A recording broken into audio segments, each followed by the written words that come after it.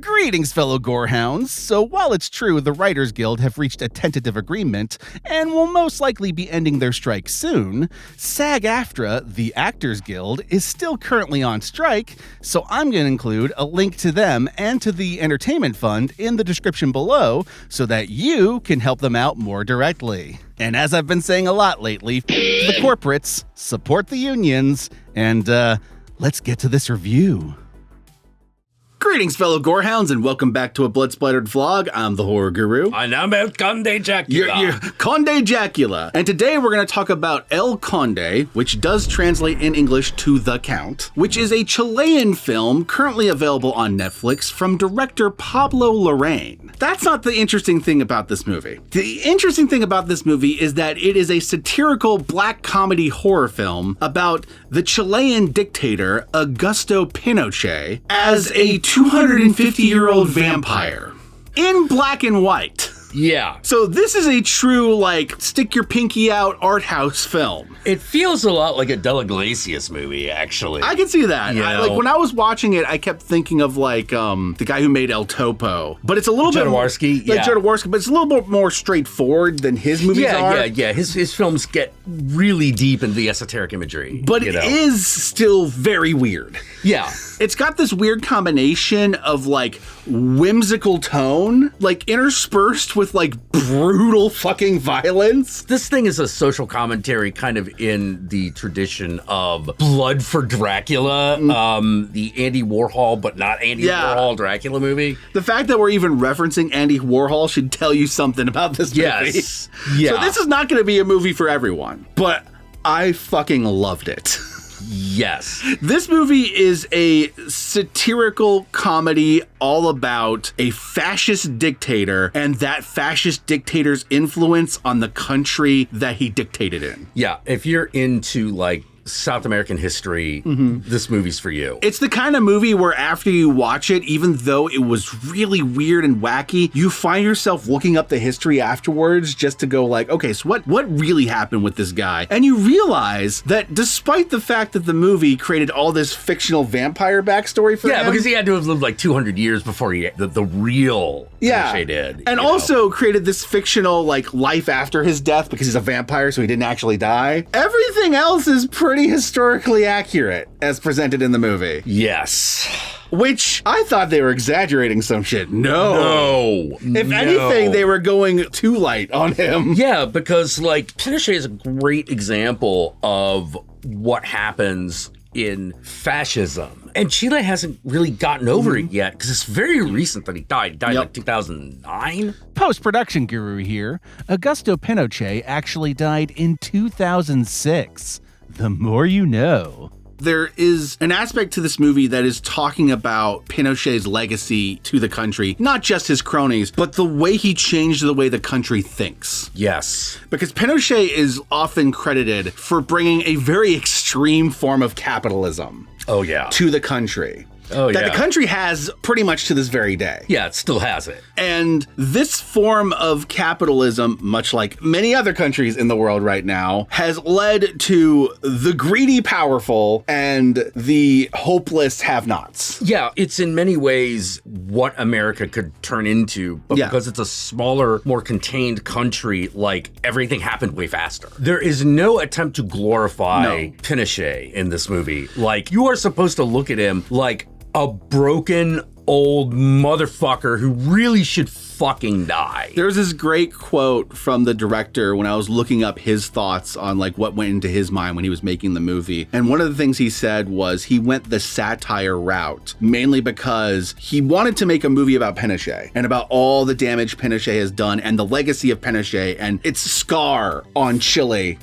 as a country. But he was worried if he made it as a straight drama, then that would evoke empathy for Pinochet.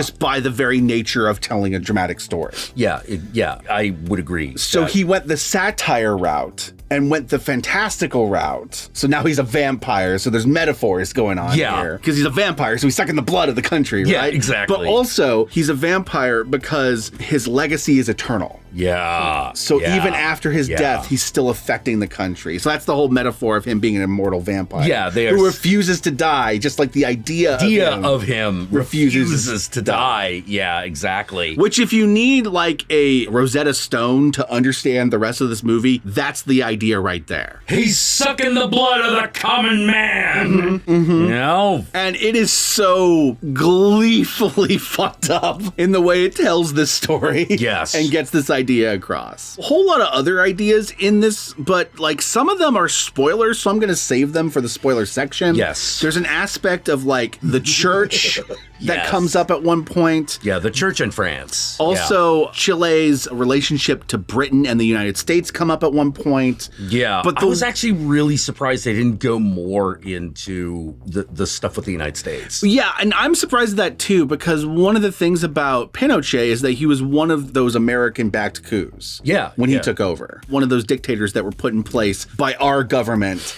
Yeah. And its need to control things through soft colonialism. Yeah. The only thing I can think of is maybe he thought that would let Pinochet off the hook. Maybe. I'm not sure. You know, which, might have. Because it goes a lot harder onto Britain, which actually makes sense because, like, I don't know the exact history for it, but so there was like a direct connection between him and Britain at one point that the movie comments on in a way that you're never going to be able to predict. Trust me. Yeah. It is one of the best twists of the movie, in my opinion, because not only is the movie going after Pinochet at that point, it's pointing its finger at the rest of the world. Yes. In a certain way. So, El Conde is available on Netflix because here in North America, it is considered a Netflix original movie, even though they just bought it and released it here. They're just the distributor. They didn't make it themselves. There's no way Netflix would have made this movie themselves. But I highly recommend it if you like weird art house films, if you like weird foreign films, if you like political satire movies, and if you like black and white horror films about vampires. Yeah. Then I think there's something here for everyone, but I also think it's so weird it'll put a lot of people off. So yeah.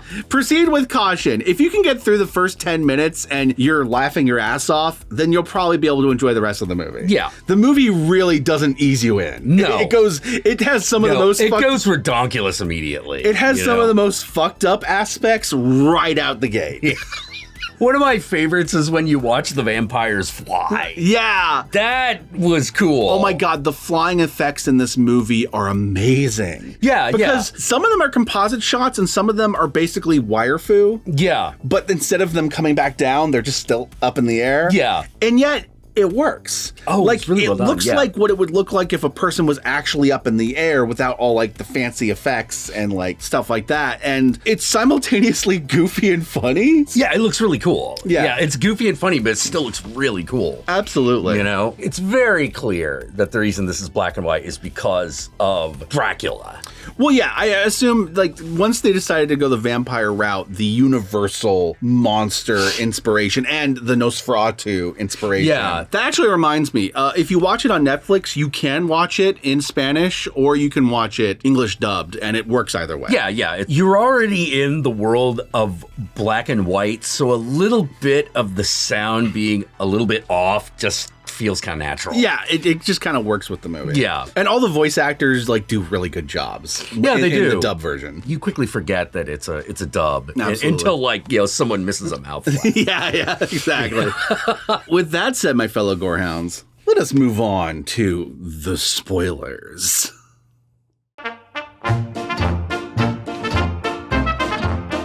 Okay, so throughout this movie, there is a narrator. A woman is narrating the movie in a British accent. Yeah. And she's doing that kind of like whimsical British storytelling thing. Yeah. Like almost like a Roald Dahl narrator. Yeah, like in Matilda. Like Matilda. Yeah. I was actually thinking of Matilda when we were watching it too. Yeah, 100%. The narrator starts to kind of get involved in the narrative. Yeah. At one point. And she starts like getting mad at characters, being like, I don't know why he's with that woman. Like, why are we doing this? You're like, what the fuck is going on? So we get to the end of the second act. Mm-hmm. And all of a sudden, vampire Margaret Thatcher appears. And it turns flying through the air. like a fucked up Mary Poppins. And it turns out she is the narrator. Yeah. And this is because famously when he was in jail in London, she sent him like a bottle of like scotch or something like that. Yeah. He never actually full on faced trial for everything, by the way. No, that he never. Did. All the war crimes and everything like that. He never actually did because A, he was the dictator chosen by the American government, and B, he died before any of that could happen. Unfortunately, not all horrible dictators meet fucking Mussolini's just end, where the fucking revolutionaries charged into his fucking house and dragged him out with horses. But wait, this movie gets even better. Oh my God. Because it turns out that vampire Margaret Thatcher was raped as a stable girl and gave birth to Pinochet before who then becomes a vampire. So she is his mother. And at this point in the story, Pinochet... Because it's not enough to just have her be the one that made him a vampire, right? Yeah. So at this point in the story, Pinochet has been on the outs with his actual wife, has had this affair with this person who claims to be an accountant, but is actually a nun sent by the Catholic Church to kill Pinochet and steal his money. Literally part of the plot. Literally part of the plot. And of course, like, the funny thing is, she basically tells everyone this is what she's gonna do. Yeah. And they don't pay attention, so they're just like... because they're all greedy and in their own heads, right? Right. That's one of the main themes of this movie is that Pinochet put greed in Chile's heart. Yeah. Yeah. And so people in Chile now, this is just the way they think now. It's all about, it's not about what they can do for each other, but what they can do to get themselves to enrich themselves, more and money. That's it. Yeah. And there's this great extended sequence where it goes through all his children and all the things they did to get more money and fuck over the country. And it's a really great sequence. And everything they talk about is 100% true. Like I said, at this point in the story, when Margaret Thatcher mom shows up,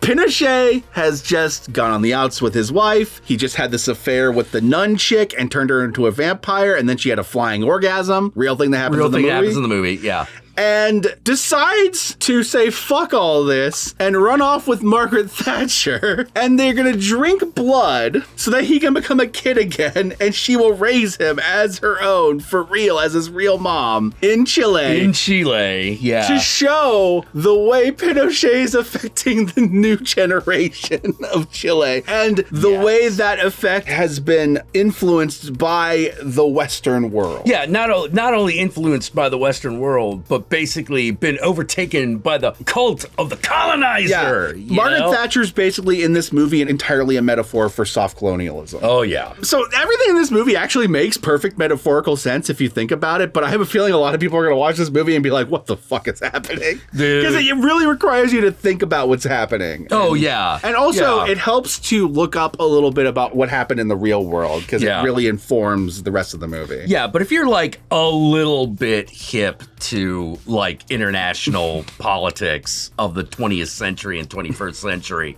you figure this out pretty quick. It doesn't hide it. There's also this really cool aspect that speaks to actually Pinochet, because in real life, Pinochet actually had an affinity for past terrible people in history. Yeah. So there's a point in this movie in which they reveal that he has a collection of like Hitler's first Mein Kampf edition. Yeah. He has Marie Antoinette's head. And they actually decide to make him, in the vampire history, a soldier who fought for Marie Antoinette. Yeah. Once again, the movie is available on Netflix. Go check it out. It's not going to be for everybody, but if it is your thing, you're going to fucking love it. Yes. Trust me. Yeah. If you love political satire, if you like South American history, and all that shit. Weird Spanish art films. And if you like weird Spanish art films, holy cook, because I do. I do. And with that all said, where can they find you, Count Jackula? Look, you could find me on YouTube streaming between the hours of 8 and 10. That's when we start. 8-10 Pacific Standard Time. We start sometime between there. Get that subscribe button so that you'll be notified when that happens. I also have some social media if you want to follow me on that shit. What about you? Y'all know me. I'm the Horror Guru. You can find me at the Horror Guru on Twitter, on Twitch, on Instagram, Facebook, Blue Sky, all of those things. Just look up the Horror Guru or Blood Splattered Cinema and you will find me there. And with that said, be sure to like, comment, and subscribe, and don't forget to ring that notification bell so that you're notified of my videos immediately upon their upload. And if you'd like to help out either of us more directly, be sure to check out our Patreon pages. And remember, if you decide to go the Patreon route, even $1 a month can go a long way, but we will certainly accept more.